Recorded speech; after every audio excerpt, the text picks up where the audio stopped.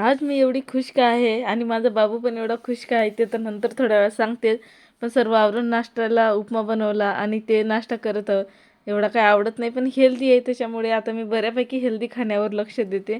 बाहेरचं fast food बंद केलेलं आहे आणि त्याच्यानंतर व्हिटॅमिन डी रोजच घेते मी, तुम्हाला माहिती आहे. आता फ्री मिळाल्यावर घेणंच आहे आणि याचे फायदे पण खूप आहे. त्याच्यानंतर बाबूची अंघोळ वगैरे केली, त्याला शांत झोपवलं.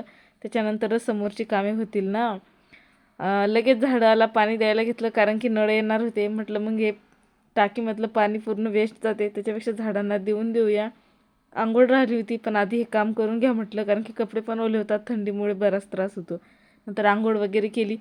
जेवण करायला घेतलं. जेवणामध्ये फ्लावरची भाजी, सलादमध्ये काकडी आणि चपाती असं होतं. साधं सिंपल आणि सात्विक जेवण.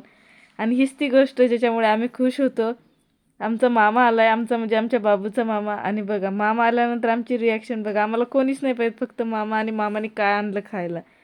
आणि असे लाड करत भाचे मामाचा दोघांचं लाडीगोडी लावणं चालू होतं आणि असं संपवलं आमचा दिवस. भेटूया पुढच्या ब्लॉगमध्ये, तोपर्यंत बाय.